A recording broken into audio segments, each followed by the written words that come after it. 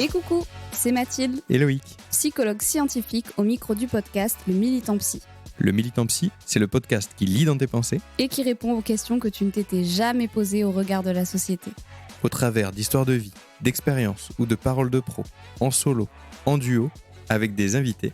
On te donne rendez-vous chaque mercredi pour déconstruire et nuancer les a priori sur la santé mentale, la psychologie, mais aussi toutes ses dérives. On te souhaite une bonne écoute. Une très bonne écoute.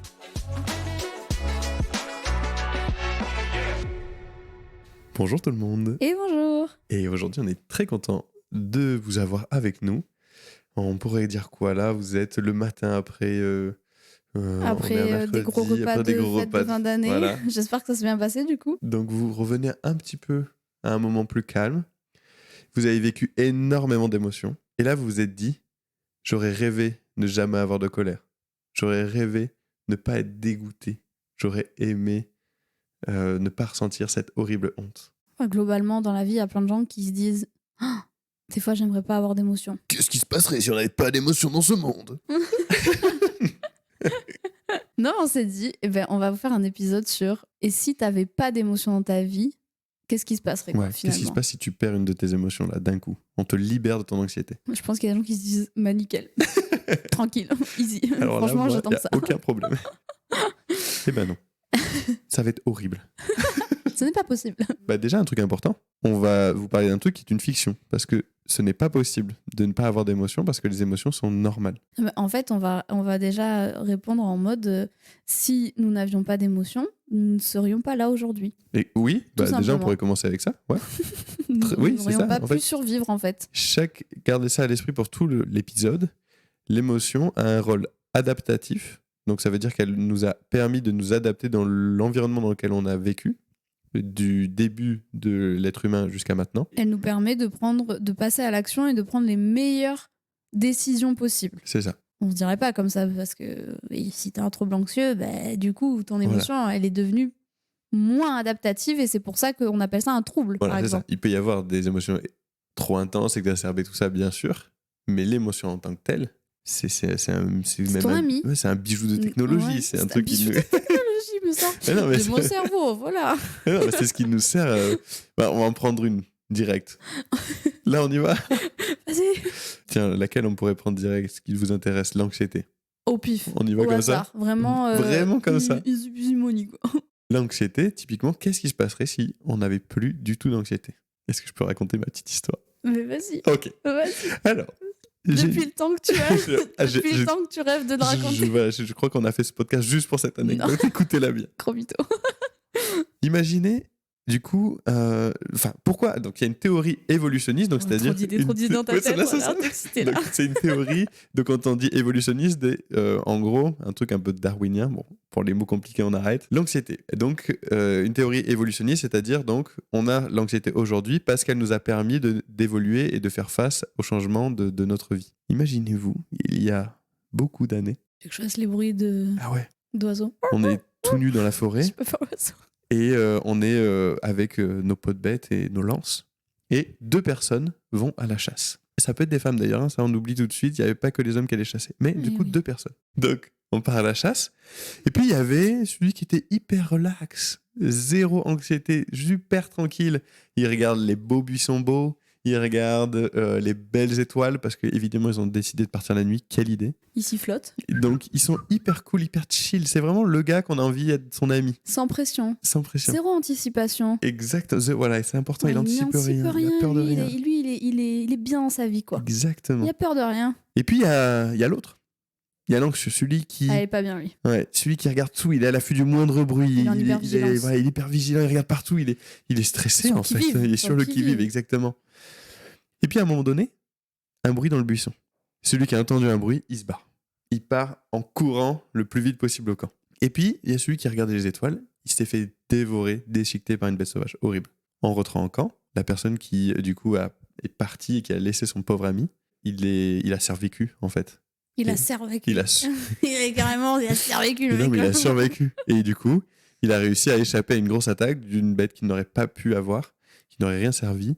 Et il s'est reproduit et il nous a donné ce magnifique gène de l'anxiété. Et oui, grâce à l'anxiété, il a pu suffisamment anticiper la bête dans le buisson ne pas mourir. Et voilà, alors que le mec qui était trop relax, Et voilà. Si on revient à nos temps modernes, aujourd'hui, l'anxiété, elle a plein d'intérêts. oui, on risque pas de se faire bouffer à tous Voilà, les coins de c'est rue. fini. Voilà, ça c'est fini.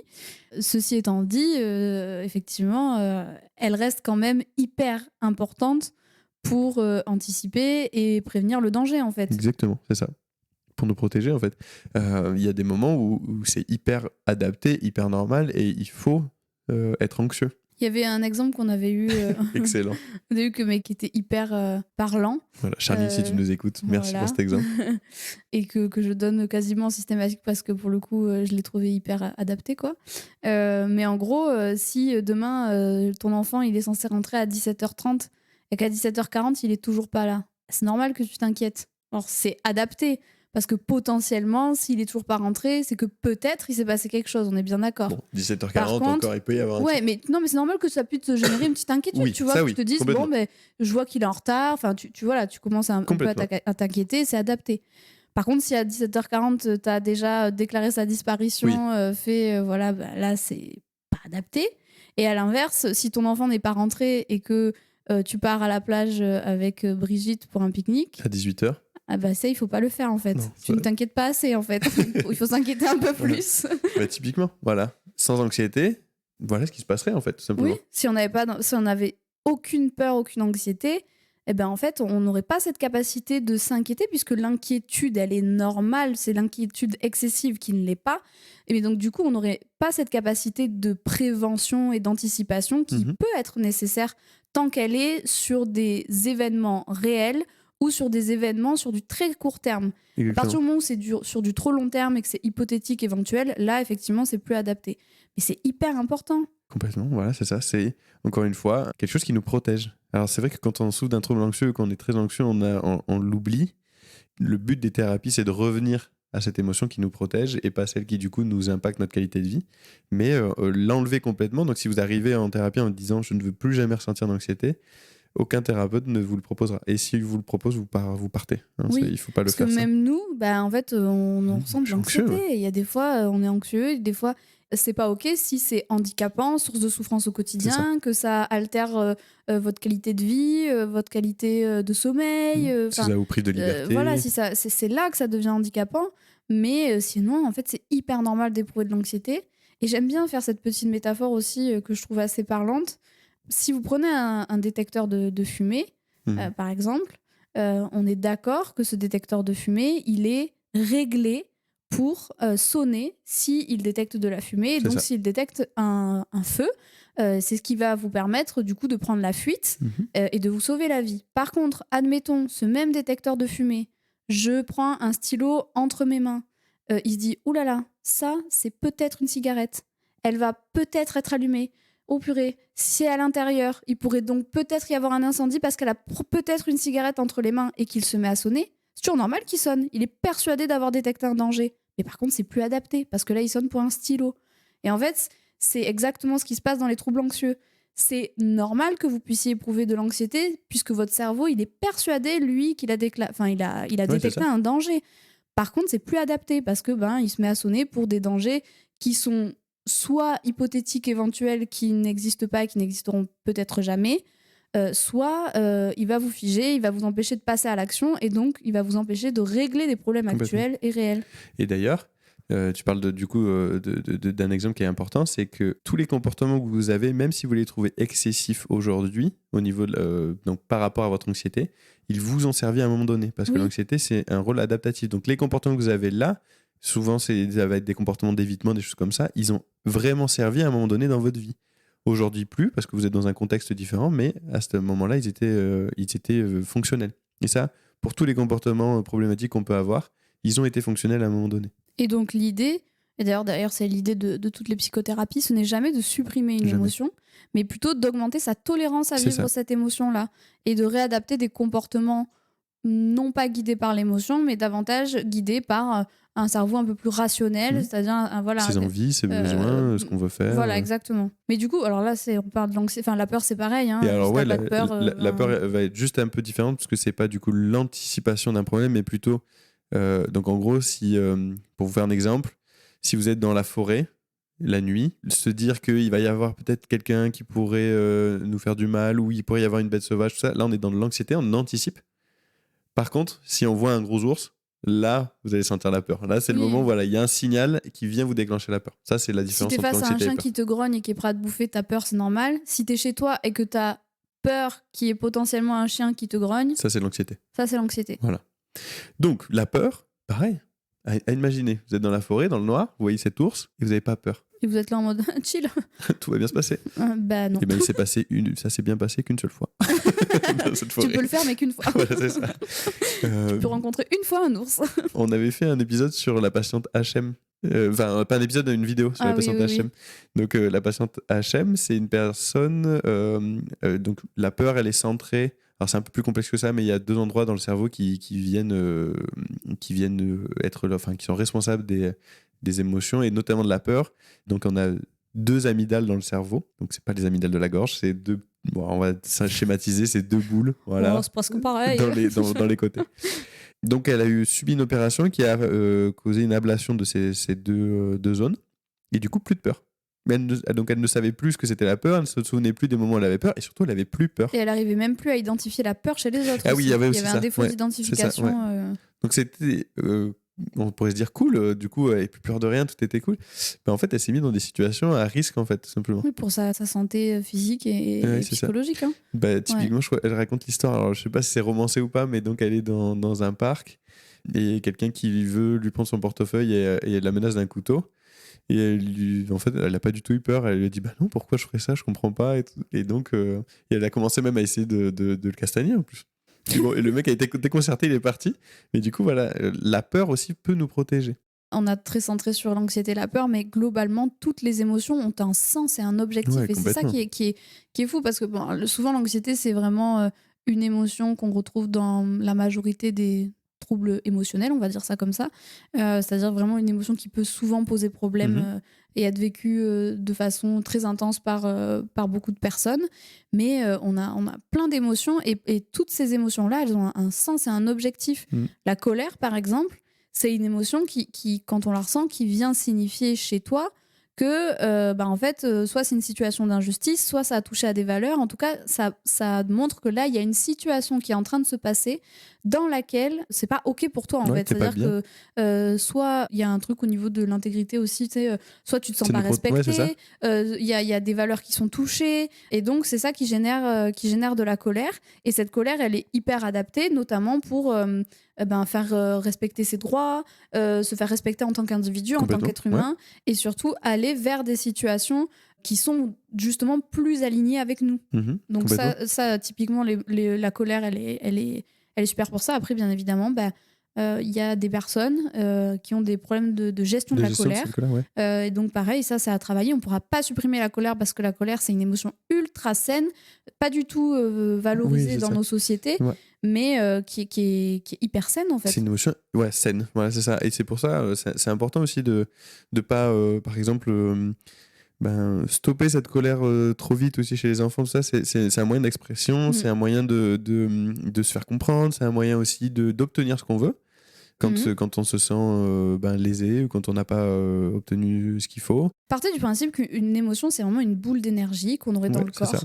Et à un moment donné, on peut la stopper, mais ça va ressortir ailleurs. C'est-à-dire qu'à un moment donné, il y a beaucoup de personnes qui fonctionnent comme ça. Ça, c'est des espèces de petites...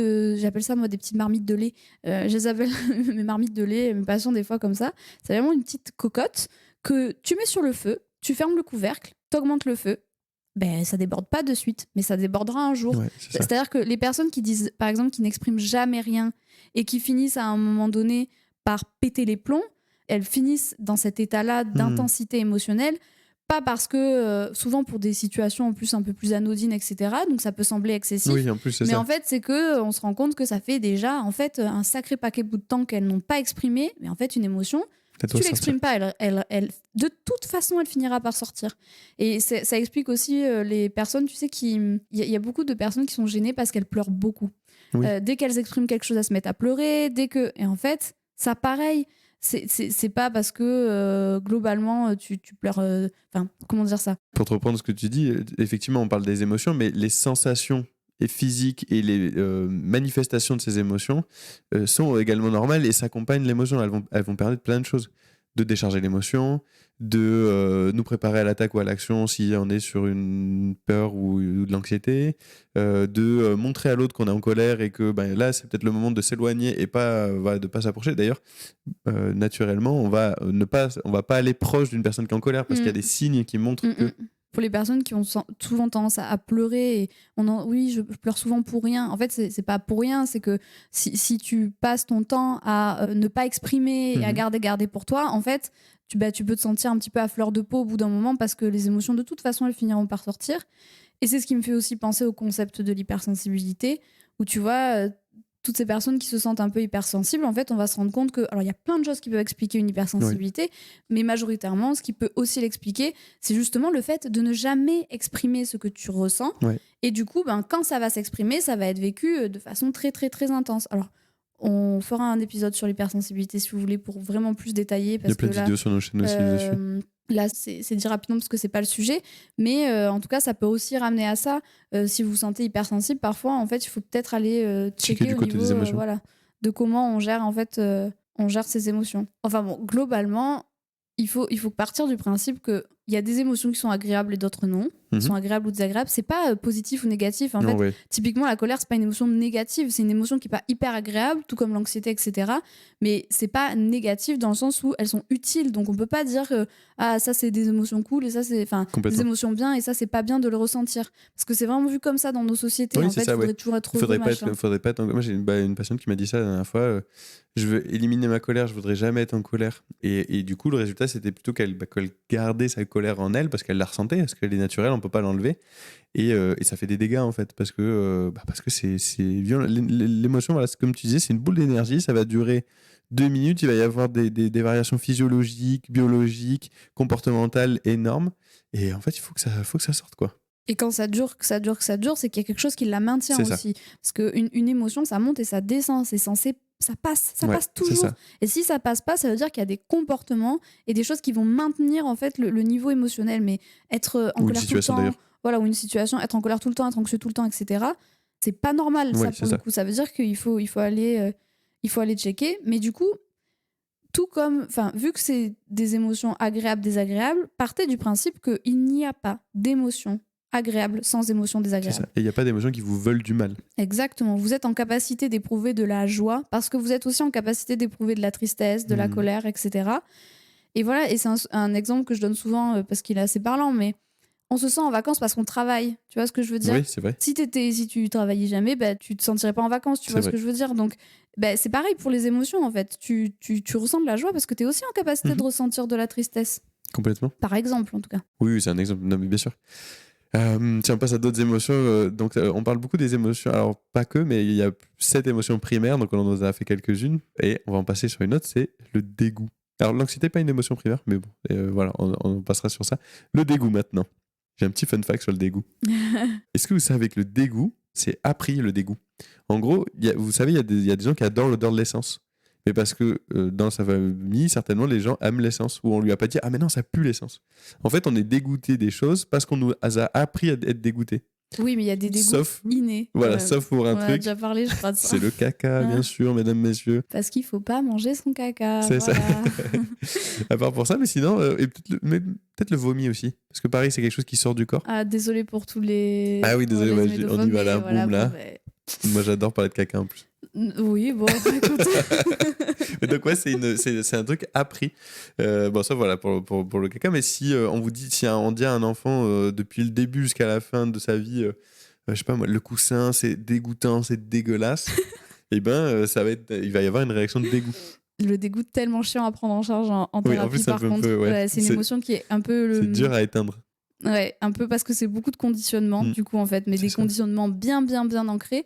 Mais le dégoût, hyper utile, parce que c'est grâce à ça que, du coup, on ne va pas s'orienter vers des choses qu'il faut pas manger. Et donc, hyper utile, parce que, alors là, on est pareil, on est dans une autre époque, mais fut un temps, en fait, c'était hyper utile, au temps des premiers hommes... des premiers êtres humains, de savoir que ça, si tu le mangeais, potentiellement, t'allais mourir, t'allais faire une intoxication, en fait. Et typiquement, on parlait de l'importance aussi de l'expression de l'émotion, donc que ce soit par le visage ou par les sensations physiques.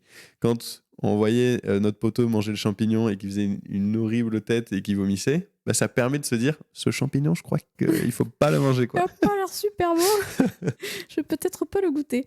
Mais du coup, donc pareil, les enfants qui ne veulent pas manger, par exemple, un truc un peu vert qu'on va leur proposer, en fait, ils sont vraiment en capacité parfois de ressentir, parce que la nouveauté, ça fait peur. Et Ouais. donc le cerveau, il envoie ce truc-là de attends, est-ce que tu es sûr que ça c'est bon pour toi? Parce qu'en fait, là, du coup, moi je sais pas en fait, hein, et moi j'ai quand même envie que tu survives. Et d'ailleurs, c'est ça le but de votre cerveau. Ouais. H24 Le vert, c'est la couleur de la sa vie. moisissure. Bah oui, non, Ouais. c'est pour ça. Votre cerveau, lui, son but dans la vie, c'est la survie.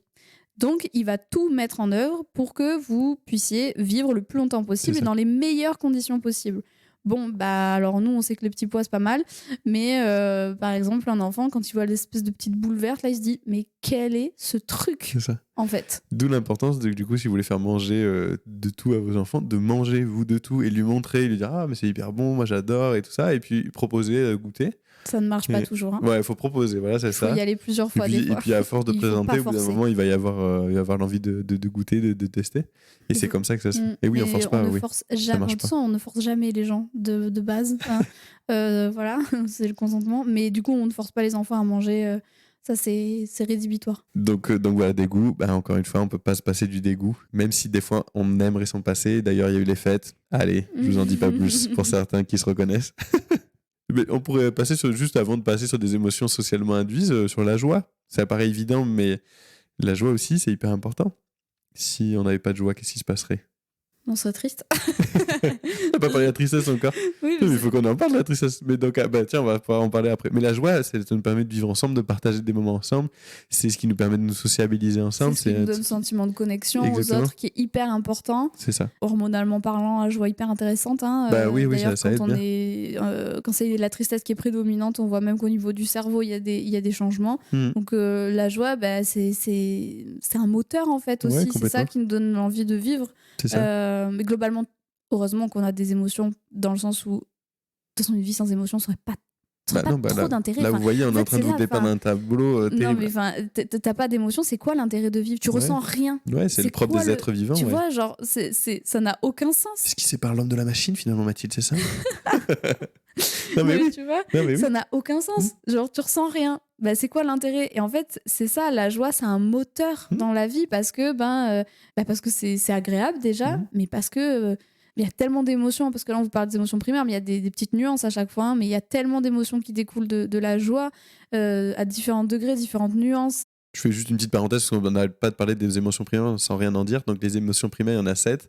C'est donc tristesse, colère, joie, dégoût, peur, surprise et mépris.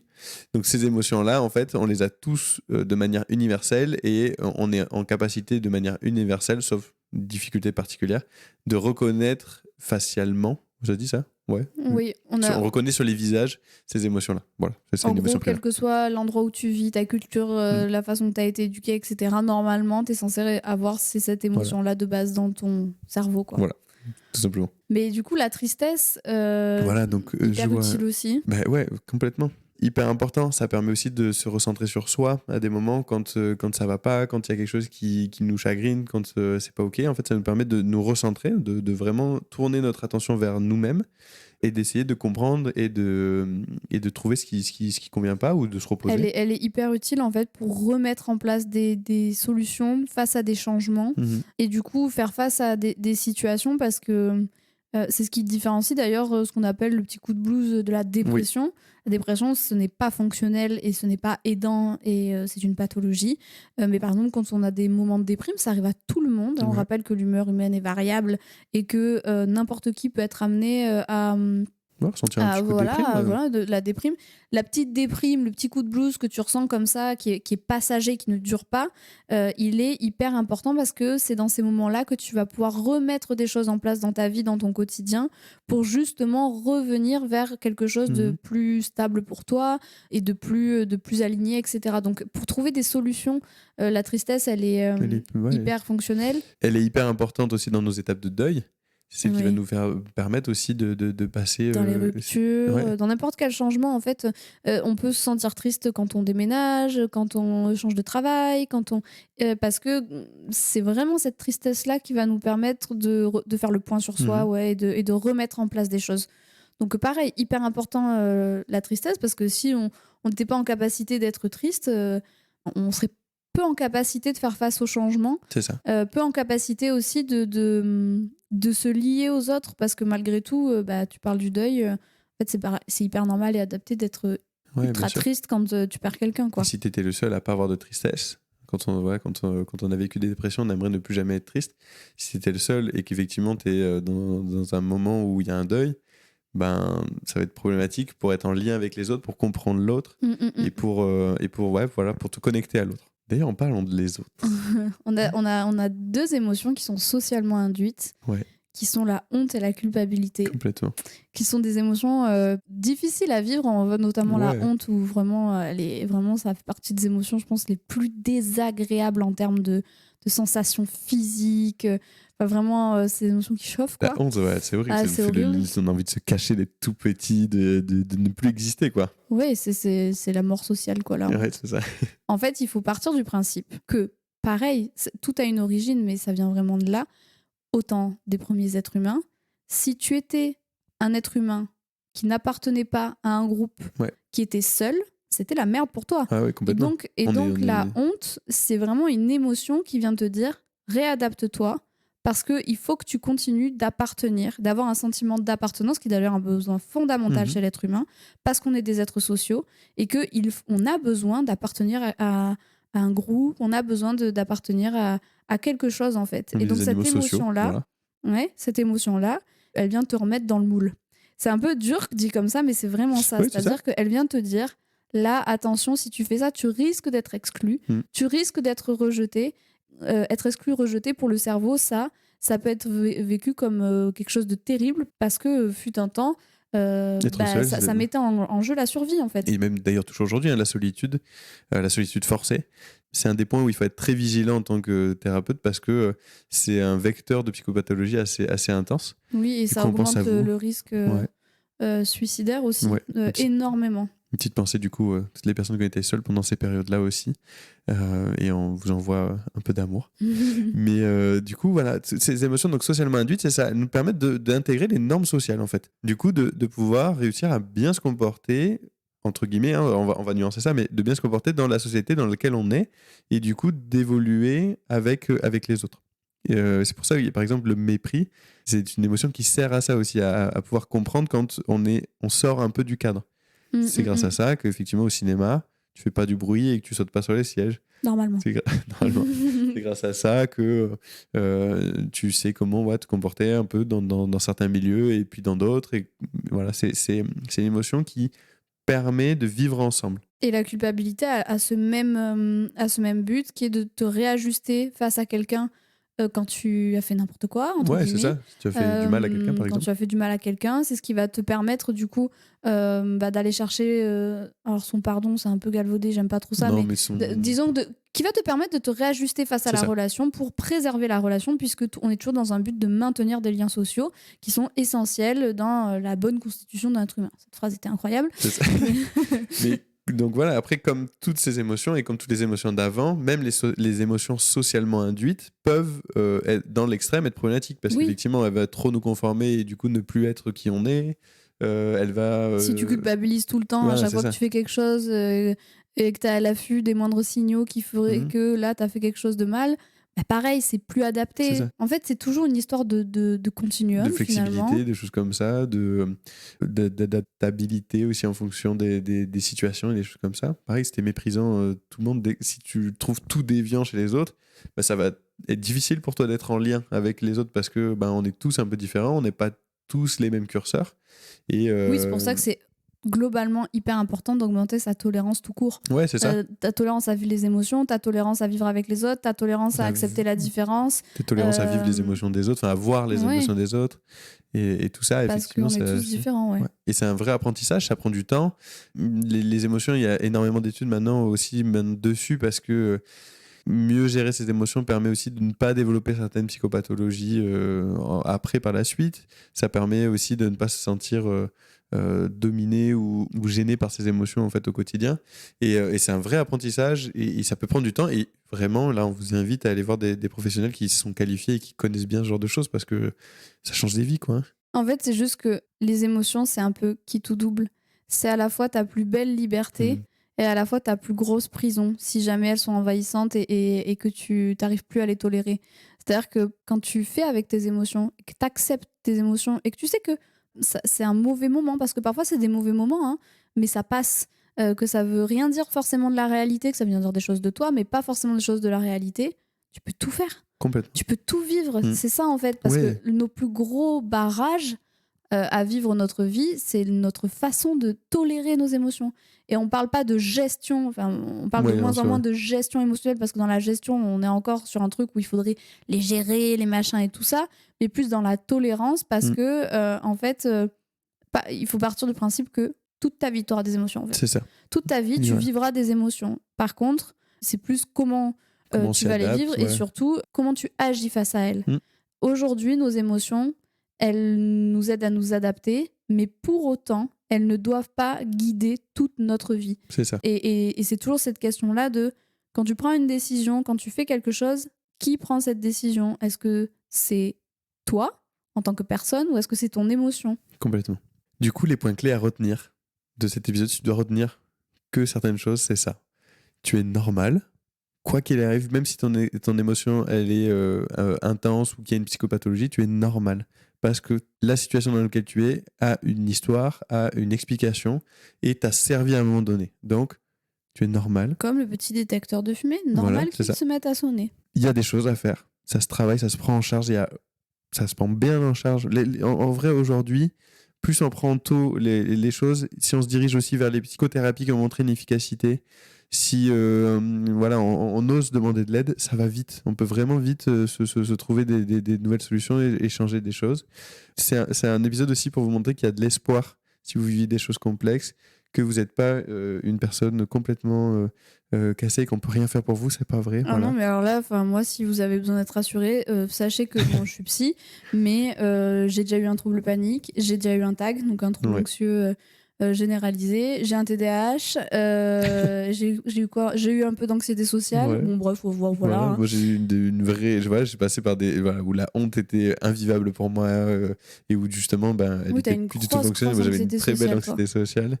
J'avais des difficultés d'affirmation, enfin bref. J'avais Je veux des dire, dégoûts du vomi très fort au point que voilà, il y avait plein de...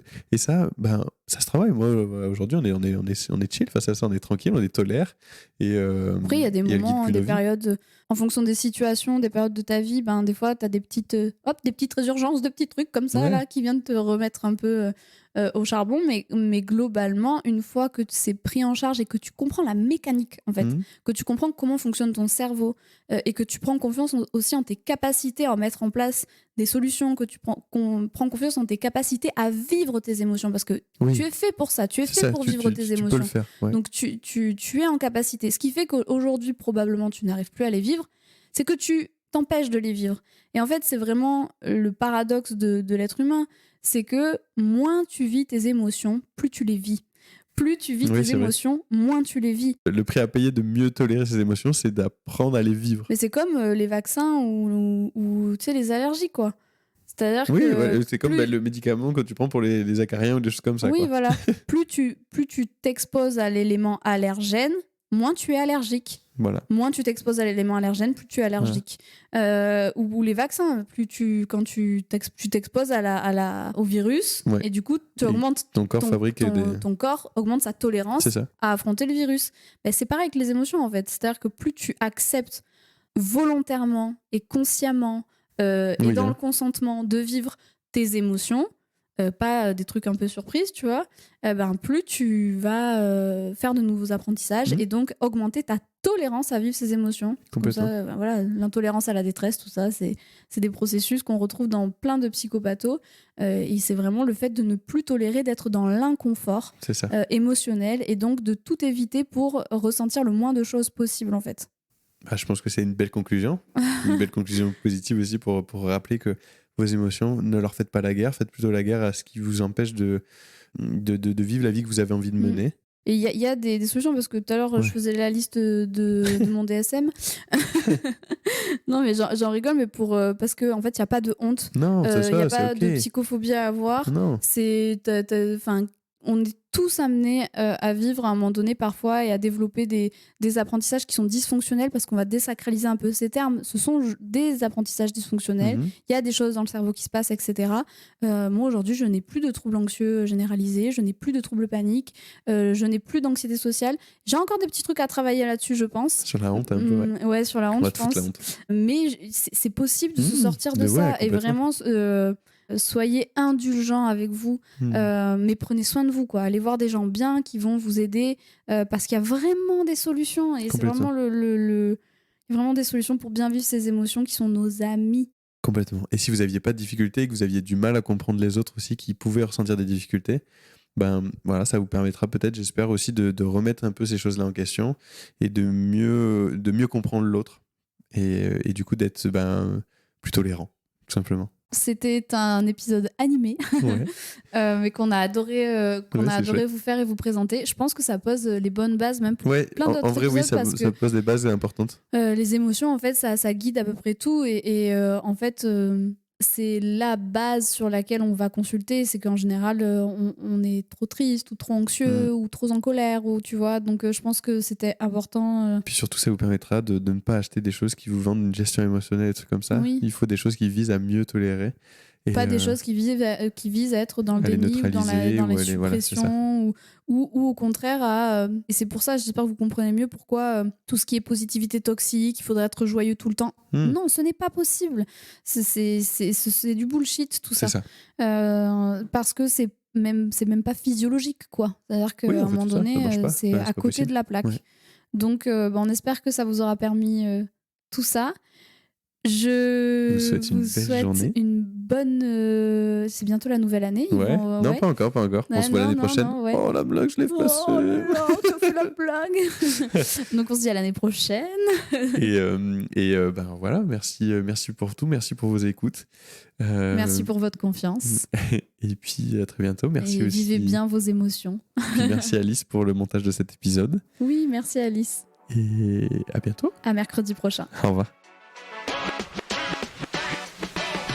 Cet épisode touche à sa fin, mais pas de panique. On se retrouve dès la semaine prochaine, toujours le mercredi, pour un nouvel épisode. Sache qu'on aura toujours plaisir à lire ton avis ou même tes suggestions. Donc n'hésite surtout pas à t'exprimer. Et si d'ici là tu as des questions ou que tu veux suivre nos aventures, tu peux nous retrouver sur TikTok et Instagram. Les liens sont en description. On te dit à très bientôt. Et prends bien soin de toi. Très bien soin de toi.